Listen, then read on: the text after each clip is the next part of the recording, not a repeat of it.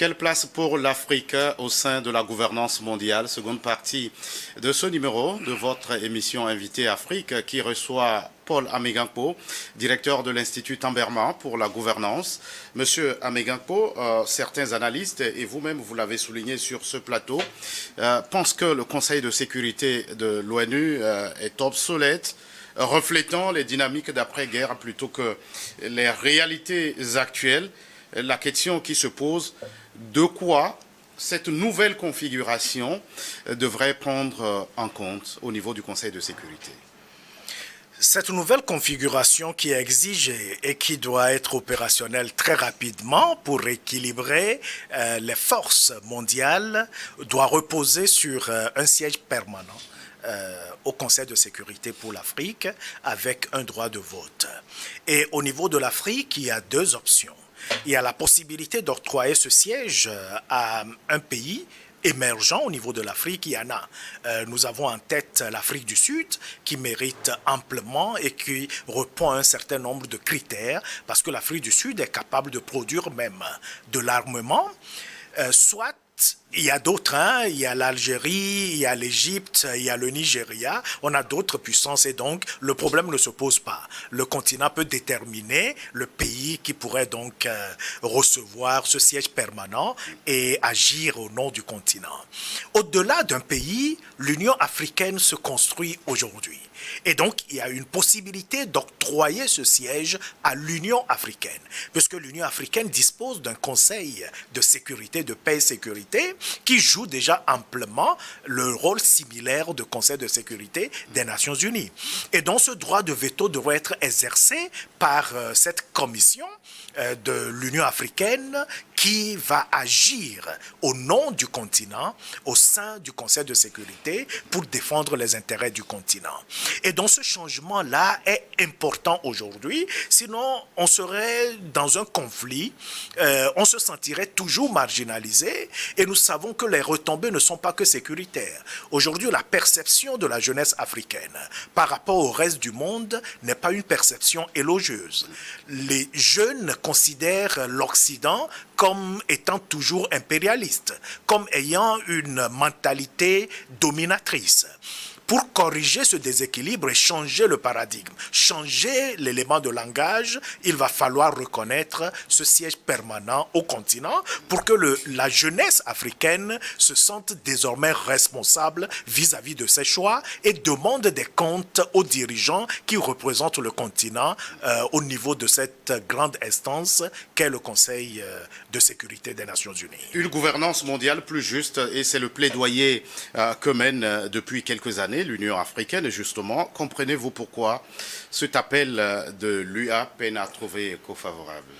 Oui, parce qu'il y a toujours la résistance au niveau de ces puissances qui pensent que l'Afrique est un terrain de jeu où ils peuvent mener leur jeu, déplacer les pions comme ils veulent, en faire des alliés comme l'abandonner quand il faut. Or, tout cela, normalement, est déjà révolu parce que les consciences ont changé et plus on maintient donc ce déséquilibre planétaire, plus l'adversité de l'Afrique vis-à-vis du reste du monde ira grandissante. Parce que aujourd'hui, le monde est ouvert. Nous avons une accélération de l'information. Les hommes et les femmes comprennent plus rapidement les enjeux et donc on ne peut plus se cacher la face. Il va falloir donc avoir le courage qu'il faut pour doter le continent. Et nous savons qu'il y a des avancées. Parce qu'aujourd'hui, un grand nombre de puissances, en tout cas 3 puissances, les États-Unis, la Chine et la Grande-Bretagne reconnaissent qu'on peut donner 2 sièges permanents sans droit de veto. Mais l'Afrique campe sur sa position en disant que nous préférons un siège permanent avec droit de veto que 54 sièges permanents sans droit de veto. Donc le message est clair. De quelle stratégie l'Afrique peut se doter pour mieux se faire entendre? Oui, puisque de toutes les manières, l'Afrique compte 54 États qui votent par 54 voix aux sections de l'Assemblée générale des Nations Unies. Et ces votes-là comptent, parce que nous ne sommes pas que nombreux en termes d'individus, mais nous sommes également nombreux en termes d'États. Donc le continent africain compte le plus grand nombre d'États. au-delà des États-Unis en soi. Et donc, nous comptons beaucoup dans d'autres choix stratégiques au niveau des Nations Unies, en dehors du Conseil de sécurité. Aujourd'hui, c'est l'Algérie qui représente l'Afrique comme membre non permanent du Conseil de sécurité, et l'Algérie à sa diplomate qui est vice-présidente de la Commission de l'Union africaine. Et donc, nous sentons qu'il y a un élan, il y a une cohérence en termes d'influence géostratégique de l'Afrique aujourd'hui, depuis les États à la Commission et au niveau des chefs d'État globalement. Mais il en faut plus. Il faut plus de mobilisation de la société civile, plus de mobilisation des médias, pour encourager les États à faire face à la résistance des puissances. Parce que la résistance des puissances est souvent dissuasive. Et donc, elles utilisent plusieurs moyens pour amener les États africains à ne pas faire front à leur position. Et donc, sans le soutien de la société civile et surtout des médias en termes de communication, comme nous le faisons actuellement, les lignes ne peuvent pas bouger. Heureusement que nous le faisons, et donc on espère que les choses vont bouger très rapidement. Vous insistez sur un détail, le droit de veto. Quel est l'enjeu pour le continent de l'avoir? Le droit de veto important, c'est le droit de dire oui ou non. Et lorsqu'on dit oui, ça passe. Lorsqu'on dit non, ça peut bloquer. Et donc, c'est très important. Le droit de veto, ça voudrait dire que une seule position, un seul vote d'un pays qui dispose de droit de veto peut tout bloquer, même si les autres puissances disent oui. Et qu'un seul pays détenteur de droit de veto dit non pour une résolution, la résolution ne passe pas.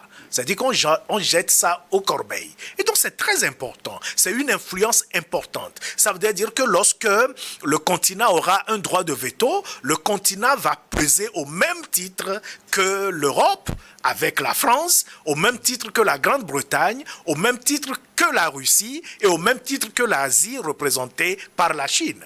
Et donc, vous voyez que sur tous les continents, c'est seulement, et au même titre que les États-Unis, bien sûr, qui représentent le continent américain actuellement. Donc, c'est seulement le continent africain qui n'a aucun porte-parole, qui n'a aucune position dominante et équitable au sein du Conseil de sécurité. Paul Améganko, en n'occultant pas le fait que le Conseil de sécurité de l'ONU est la locomotive de la gouvernance mondiale, quelles sont les autres instances mondiales dans lesquelles l'Afrique est sous-représentée? Oui, comme vous l'avez dit, les Nations Unies avec les différentes agences constituent donc la plateforme planétaire de représentativité des nations. Mais au-delà, sur le plan économique, nous avons le G20. Le G20 qui regroupe 20 puissances ou puissances émergentes dont l'Afrique est également représentée à travers l'Afrique du Sud. Oui, l'Union africaine et l'Afrique du Sud. Qui joue le rôle en fait d'État qui soutient l'Union africaine qui a été admise. Et donc nous savons que le G20 représente 95% environ de l'économie mondiale, ce qui est important, et représente environ 75% des échanges commerciaux mondiaux. Et donc, être au sein donc, du G20 est une position, disons, confortable, est une position importante que l'Afrique doit occuper. Et nous pensons qu'en participant au G20, en contribuant aux décisions mondiales concernant l'économie planétaire, l'Afrique donc joue un rôle crucial au sein du G20 pour faire en sorte que la voix du continent soit attendue, que le continent développe son industrie, surtout que maintenant l'Afrique a pris le devant sur un certain nombre de questions. La zone de libre-échange intercontinentale africaine, la ZLECAf, constitue un mécanisme important aujourd'hui qui montre au reste du monde que l'Afrique veut s'assumer. L'Afrique veut faciliter le libre-échange, l'Afrique veut faciliter l'industrialisation et la circulation des produits. Et donc, à partir du moment où nous assumons le marché continental, on pourrait donc avoir des propositions à faire pour le reste du monde. Et donc, c'est une dynamique qui permet à l'Afrique de pouvoir peser au sein du G20 à ce qui concerne les décisions économiques et financières. Oui, maintenant que l'Union africaine est membre au sein de ce G20, qu'est-ce qui change? Ce qui change, c'est que les décisions ne sont plus prises unilatéralement sans le continent. La vie du continent donc compte et aujourd'hui nous savons que l'Union africaine défend le fait qu'il y ait impérativement la transformation des produits, des matières premières sur le continent et qu'il y ait une collaboration dans le sens de transfert de technologie entre les puissances industrielles et le continent. Un plaidoyer non sans difficulté. Avec beaucoup de difficultés, parce que nous savons que dans le concert des nations, ce sont les intérêts qui comptent. Et donc, les puissances étrangères tirent un grand avantage de l'acquisition ou de l'approvisionnement des matières premières du continent qui alimentent leur industrie et qui créent la main-d'œuvre et la valeur ajoutée.